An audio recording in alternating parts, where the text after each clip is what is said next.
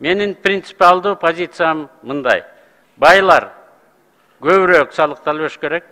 Ошол эле учурда мамлекеттен тиешелүү жеңилдиктерди алышы керек жумуш орунду түзүп атышканда. Мисалы жеңилдетилген кредиттер. Дүйнө жүзүндө бар ошондой. Байлар дагы жумуш орунду түзүп элди багып атышат. Салыктарын төлөсө биз аларга да жардам беришибиз керек. Олигархтар болбош керек, бирок байлар болуу керек деп мен эсептейм. Бирок алар анча көп эмес. Алардын колу менен, жолу менен, алардын таланты менен биз кедейлердин, жакыр жашагандардын санын кескин түрдө азайтышыбыз керек. Ошол эле учурда биз бардык салык төлөөчүлөрдүн, ишкерлердин жана жөнөкөй жарандардын эмгегин баалап, аны менен бирге мамлекеттин мыйзамдарын сыйлоо маданиятын сиңиришибиз керек. Бүт кыргыз эли салык төлөйт. Анткени ар бир баада нан сатып алабызбы, кызмат алабызбы, машина же үй сатып алабызбы, салык бар. Бирок айрым бизнесмендер ошо баанын ичиндеги салыкты, Кудайдын берген байлыкты сатып атканда да ал жерде салык бар. Ошону казнага жеткизбей коюп атышат. Биз мындан ары ага жол бербейбиз. Же түздөн түз алардын чөнтөгүнө түшүрбөй туруп салыкты ала турган технологияларды киргизебиз, же болбосо алардын баарын тартипке чакырабыз. Экономиканы санариптештирүүдө биз абдан катуу артта калып жатабыз. Санарип бул глобалдуу процесс. Санарип экономиканы өнүктүрүүдө бардык тармактарда артыкчылыкка ээ болот.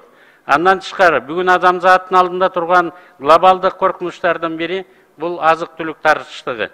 Эл аралык институттардын прогнозторуна ылайык тамак ашка болгон муктаждык 2030 эле 1,5 эсеге өсөт.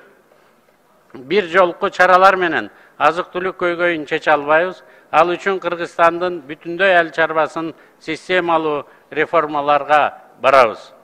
Урматтуу депутаттар, бүгүнкү Кыргызстандын өзүнүн тарыхый өнүгүүсүндө айрыкча экономикалык жактан дагы бир татаал баскычын башын өткөрүп жатат.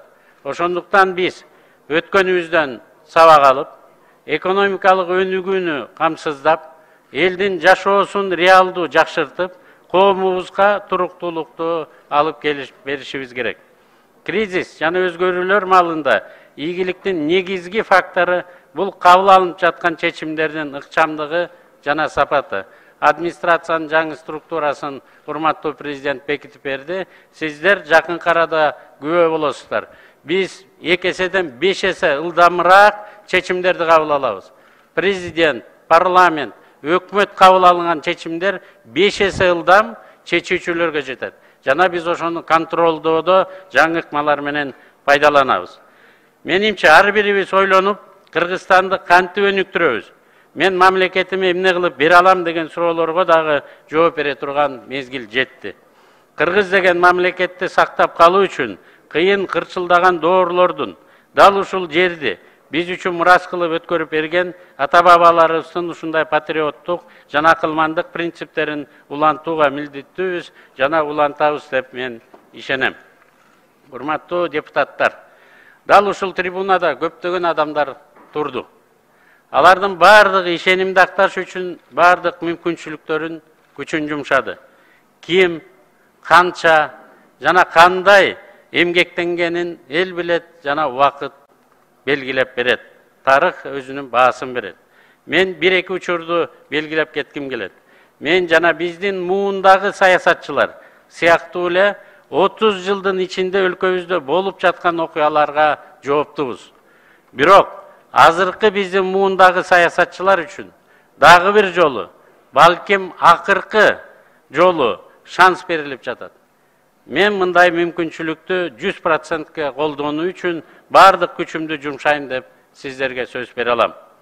Айрыкча мен өлкөбүздүн президенти урматтуу Садыр Нуркожоевичке мындай жогорку ишеним үчүн ыраазымын жана ошону ишеничти аткарганга бүт кабинет министри аракет кылат.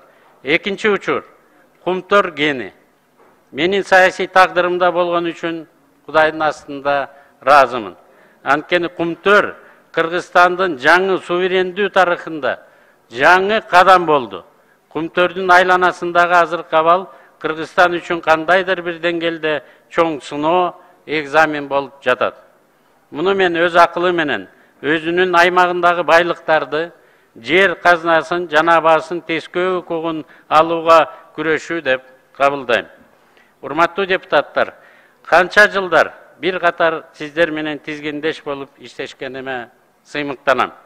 Көбүңүздөр мен үчүн берилгендиктен жана элге татыктуу кызматтын үлгүсү болуп калдыңыздар. Сиздердин бул кадамыңыздарды тарых өзү баалайт. Бүгүн биз президентибиздин айланасына топтолуп, реформага карай чечкиндүү багыт алышыбыз керек. Алдыда кыш мезгили турат. Жашырганда эмне? Бизде күз, кыш даярдыктары мыкты абалда деп айта албайм. Муну сиздер да жакшы билесиздер, эл дагы түшүнүп турат. Көмүр тартыш болуп, кымбат баада эл алып жатат. Энергетиктер токтогул суу сактагычы толук эместигин айтышууда. Кыйынчылыктар болот, бирок өтө коркунучтуу эмес. Оңдоого мүмкүн. Министрлер кабинети ушул мезгилдерде калктын жашоосун жакшыртуу үчүн бардык күчүн жумшайт. Алдыда жогорку кеңештин шайлоосу турат. Кандай шайлоо болбосун, бул эл менен бийликтин бышып жетилгендигине карата өтө турган сыноо. Шайлоого бара тургандар, шайлоо комиссиясы, шайлоону камсыз кыла тургандар, айыл өкмөт башчылары, аларга тарых жүктөгөн жоопкерчиликти унутпашы керек. Мен жетектей турган өкмөт Кыргызстандын алдында эки маанилүү сыноону татыктуу жана ийгиликтүү өткөрүү үчүн бардык аракеттерин жумшайт. Бардыгыңыздарга дагы бир жолу чоң ыраазычылык билдирем.